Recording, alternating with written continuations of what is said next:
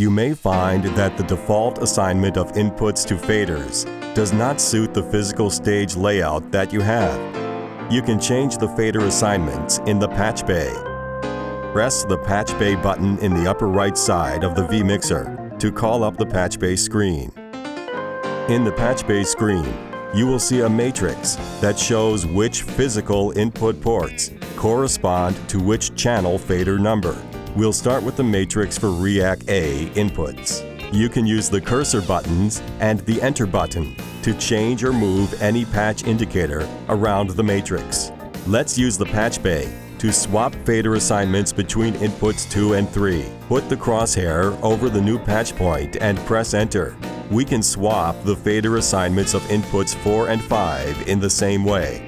In addition to assigning input ports to faders, we can also assign aux buses to physical output ports. In the patch bay, the REAC A output matrix shows that aux buses 1 through 6 are assigned to output jacks 1 through 6.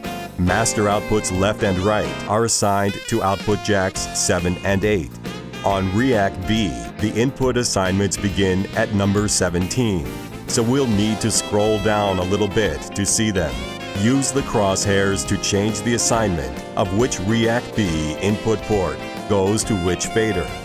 Once you've selected the new patch point, press the Enter button to make the setting. REAC B outputs are viewed by selecting the Output tab. We can see the master outputs left and right are assigned to REAC B outputs 7 and 8. The tabs in the patch bay screen provide fast access to all your input and output ports. If you want to return the patch assignments to the factory default, use the patch library. Press the library button to call up the library list. Select Default and press the Recall button. All your inputs and outputs are now returned to the factory default. Let's connect a talkback microphone and set it up in the vMixer. The input jack for your talkback mic is located on the rear panel. This XLR jack can supply 48-volt phantom power for microphones that require it. Once the mic is connected, we can make some adjustments. Press the display button in the talkback mic section on the right side of the vMixer. You can adjust the amount of gain by using the mic level knob. Adjust the gain until you see adequate audio levels in the meter on the display screen. Select the destinations for your talkback mic. In this tutorial, we're selecting aux buses 1 through 6. This will broadcast the talkback mic to all 6 of these aux channels.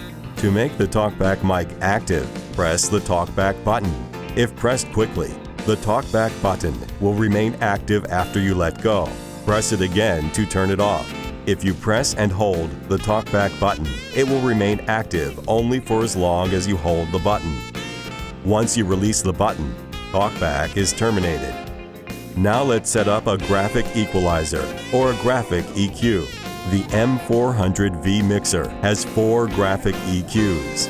Each one has 31 adjustable bands. We're going to assign 2 of the graphic EQs to our master outputs left and right, respectively.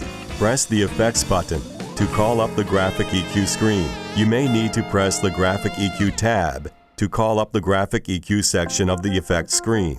We'll start by assigning master output left to Graphic EQ number 1. Next, we'll assign master output right to Graphic EQ number 2. We want left and right to work together, so we'll link them. Press the Edit GEQ1 button to call up the adjustment screen. Then select a frequency range you'd like to adjust. You'll notice that all the motorized faders will jump to the 0 dB position. This corresponds to the flat setup of the graphic EQ. You can now adjust the various frequency bands by using the faders. If you select flat, all the faders will return to the 0 dB position.